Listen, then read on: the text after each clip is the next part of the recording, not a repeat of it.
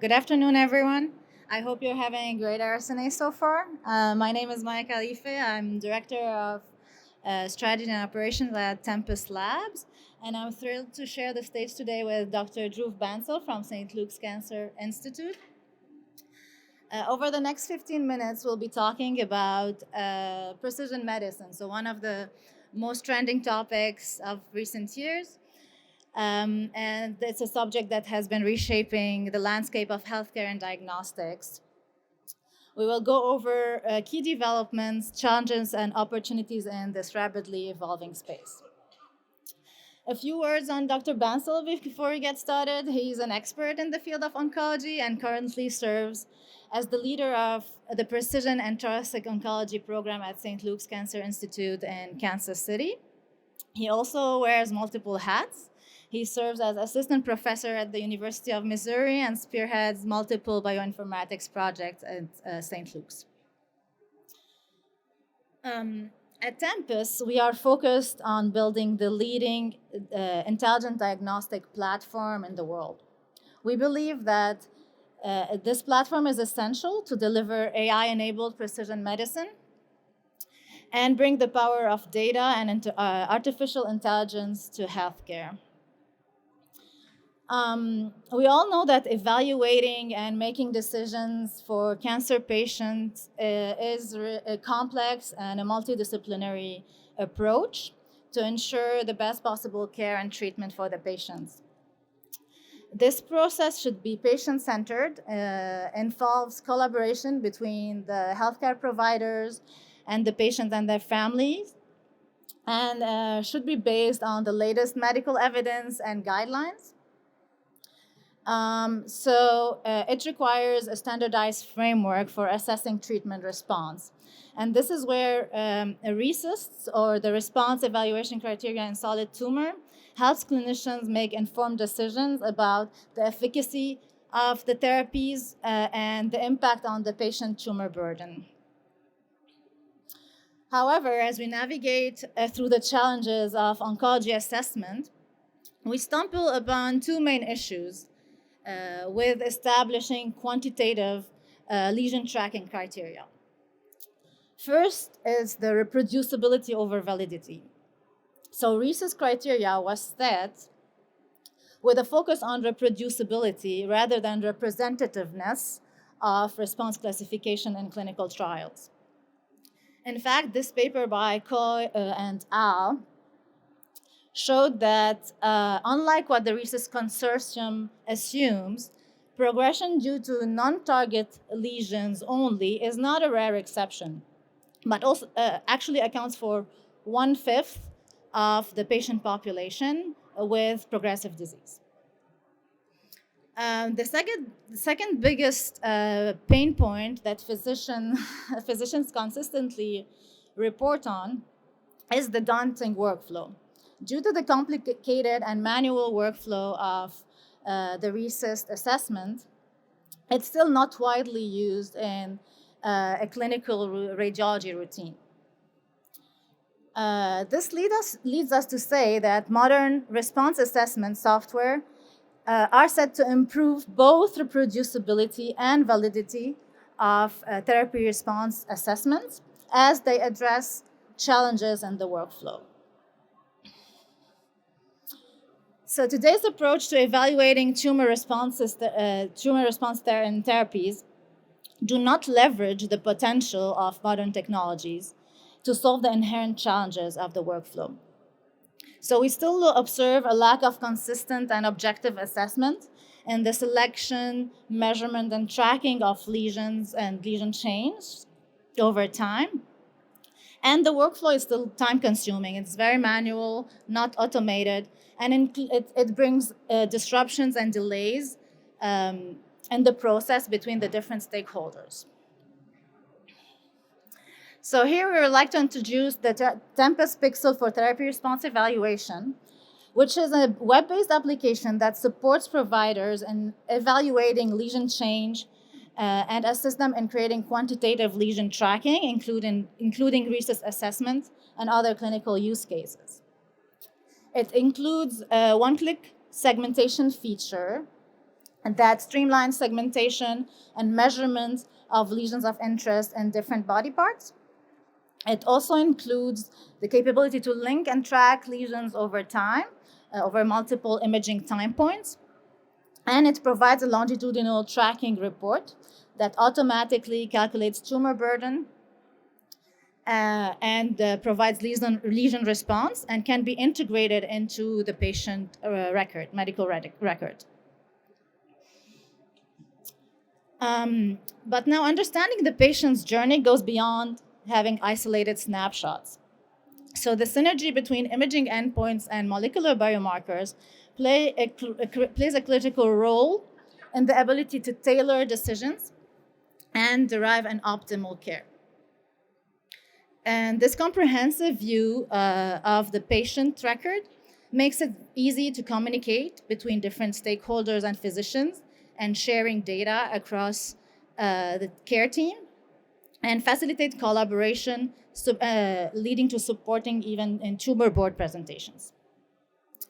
Next, through the 4 different patient case studies, Dr. Bansal will walk us through some of the challenges that he faces when he needs to assess longitudinal measurements and how the multimodal data approach through the Tempus platform is helping him addressing those challenges. So Dr. Bansal, I'll let you take over.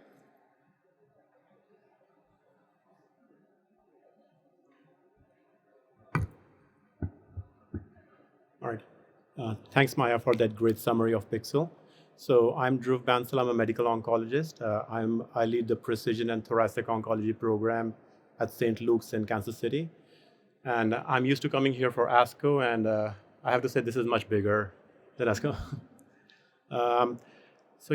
As Maya suggested, I lead a lot of the precision oncology programs, a lot of the bioinformatics projects at St. Luke's, and Tempus has been a great partner with us. So next, I will go over 4 cases where we look at how integrating the clinical, radiologic, and genomic data really helps optimize patient management. Right now, all this data lives in data silos, and one of the goals of Pixel is to break those silos to try and optimize management of our patients. So this first case, actually, he was just published recently. It's a great case. It's an 84-year-old male with CA2 esophageal adenocarcinoma and biopsy-proven liver metastasis. He was initially started on Folfox and nivolumab. Given his age, I had already dose-reduced his treatments a fair bit. But despite that, he was having falls, just not tolerating treatment well, which we all see in our elderly patient population.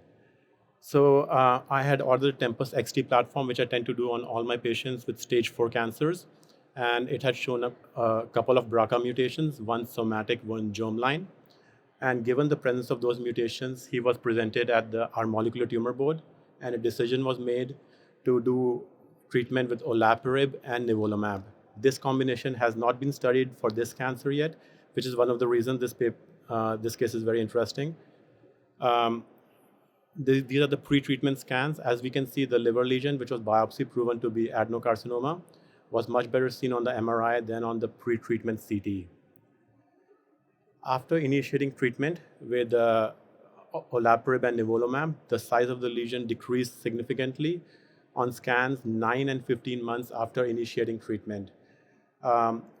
Also, a genomic analysis using a tumor-informed minimal residual disease assay revealed complete remission, which is remarkable in this case. And actually, I saw him yesterday in clinic, and given that he's in complete remission, he's having some toxicity to immunotherapy, we decided to stop treatment.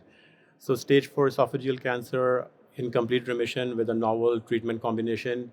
And we were able to achieve this by using the combination of genomic, radiologic, clinical data in this very exciting case. The second case is a 74-year-old female with recurrent metastatic right-sided colon adenocarcinoma. She had extensive metastatic disease burden to the liver, lymph node, sigmoid colon.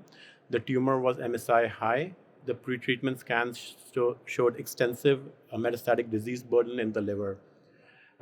We started chemotherapy, but as we all know, MSI high tumors tend to be refractory to chemotherapy. So the lesions progressed. and she was initiated on pembrolizumab about 8 months after chemotherapy. Chemotherapy really didn't do much for her disease. As we can see on the post-treatment scans, the volumetric measurement that Pixel gave us really gave us confidence that the treatment's working. And again, a tumor-informed minimal residual disease assay indicated about 4 months after starting treatment that she's in complete remission. And she continues to be in complete remission now. She had mild rheumatoid arthritis, which flared up with pembrolizumab.